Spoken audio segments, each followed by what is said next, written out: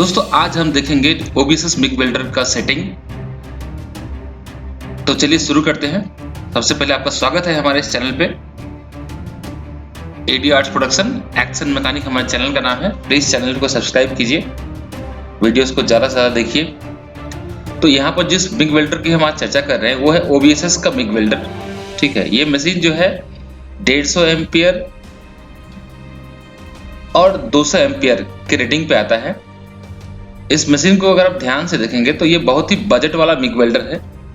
जिनके पास बजट कम है वो लोग इस मिग वेल्डर को ले सकते हैं।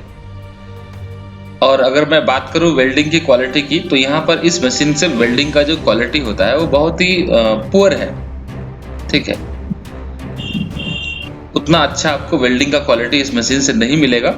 वेल, आप इसका भी इस्तेमाल लेकिन कर सकते हैं, क्योंकि बजट वाला मशीन है। तो आप जितना गुड़ डालोगे आपको उतना ही मीठा सामान मिलेगा, ये तो हम लोग सभी जानते हैं। तो इस मशीन का दाम भी कम है, तो इसका परफॉर्मेंस भी आपको उसी हिसाब से मिलेगा।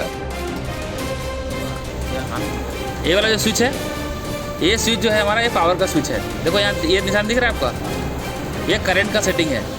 ठीक है, ये 1 2 3 4 5 6 7 लिखा हुआ है ना, ये सबका सब क्या है, करंट का सेटिंग है ना। तो मशीन को यहाँ से ऑन करेंगे, ये ऑन हो गया तो लाइट जल गया, ऑन हो गया। अभी यहाँ पर करंट का दिया हुआ है। ये जो सादा मार्क है ना, ये है हमारा किस पे हम डाल रहे हैं। ओके, तो अगर हम गाड़ी की बात करें तो यहाँ पर 1 2 3 यहाँ मैक्सिमम 70 एम्पियर तक का मशीन है वाला। 1 मतलब 10, 2 मतलब 20, 3 मतलब 30, 4 मतलब 40, 5 मतलब 50, 6 मतलब 60, 7 मतलब 70 एम्पियर। टोटल मशीन कितना एम्पियर का है? 70 एम्पियर का मशीन है।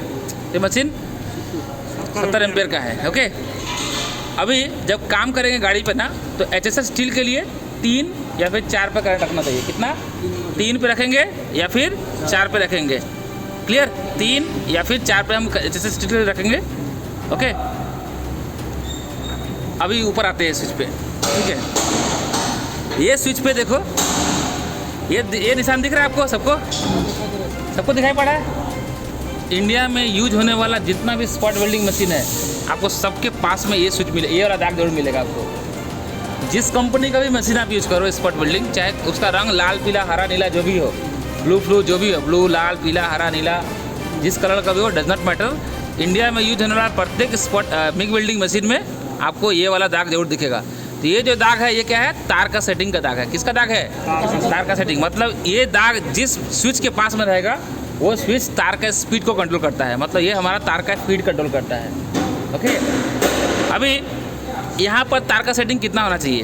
तो ये मशीन थोड़ा सा कॉम्प्लिकेटेड टाइप का दे दिया है इसमें देखो, ये सादा लिखा हुआ है और ये लाल लिखा हुआ है ना, और यहाँ पर एक काला दाग है। ठीक है, तो इस मशीन में अगर आपको काम करना है तो सादा में देखो 1 2 3 4, मतलब करंट अगर 3 पे है तो यहाँ भी 3 दाग पे रखना है। 1 2 3 दाग पे रखना है आपको।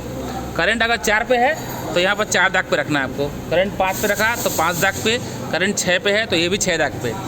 ठीक है, क्लियर हुआ? हाँ, जितना पर ये रहेगा उतना पर। इसका एक थंब रूल है। थंब रूल मतलब इंडिया में जितना भी मशीन है मिग वेल्डर, लगभग सबका ये तार का सेटिंग और करंट का सेटिंग एक जैसा है। अगर तार को आपने 3 पे रखा है तो करंट भी आपका 3 पे चलेगा। तो करंट का जो सेटिंग है ना, ये सीट का थिकनेस के ऊपर डिपेंड करता है। क्योंकि क्वार्टर पैनल का सीट पतला है, एफ्रॉन का सीट मोटा है।